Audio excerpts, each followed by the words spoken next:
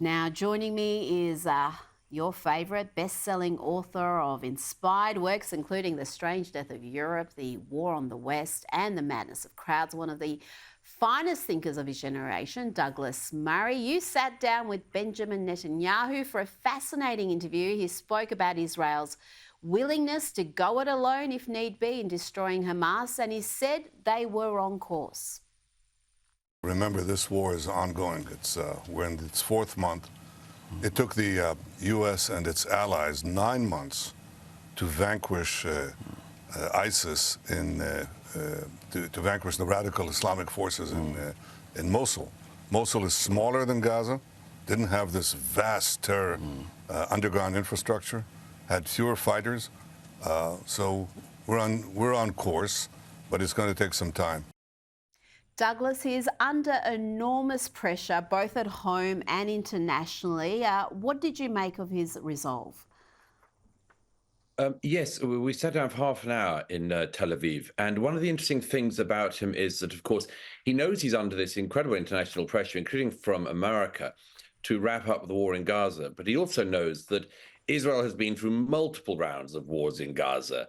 And every one starts again because the conditions for the next war are effectively laid down in the ceasefire of the previous one. He knows that if Hamas is left in any way standing, they will regroup, and in another couple of years, the same thing will happen again. And so he's trying to fulfill his objective of destroying Hamas. At the same time, and I asked him about this, he's trying to negotiate for the release of the remaining hostages, the remaining Israeli hostages.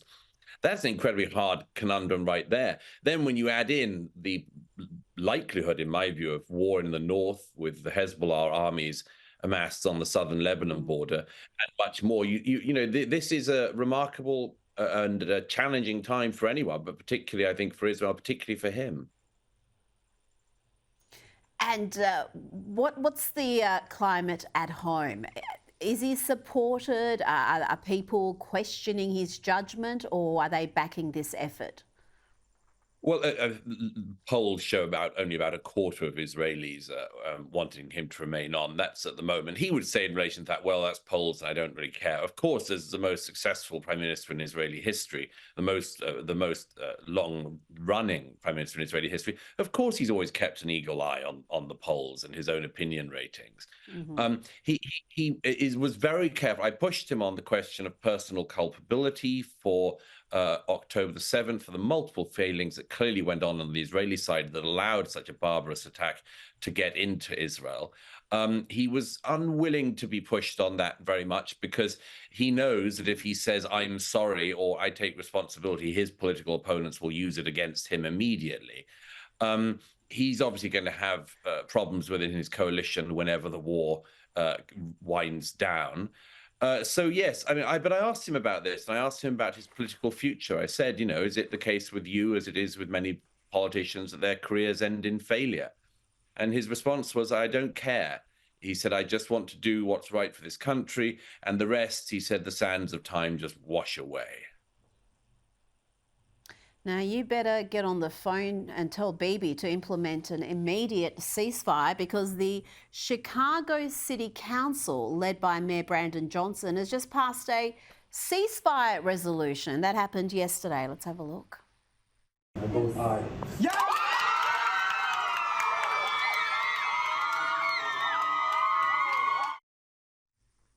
Does this idiocy still surprise you? The cheering, the clapping, a city council passing a resolution for a ceasefire in a Middle East conflict. What do Israelis make of the reaction in the West, not just in the US, but UK, Australia as well? Well, I have to say, by the way, watching that footage from Chicago, it reminds me of your previous segment, Rita. I mean, these are narcissists. Parading themselves, but they're not doing anything. Israel, like any other country, wouldn't be voted into a ceasefire because of the council in Chicago. Of course, it's just grandstanding and posturing, but it's very ugly, of course, because these people who've been doing this have been doing it from day one. They've been doing it from October the 7th, October the 8th itself. All these people called for a ceasefire of Israel before Israel's even fired anything.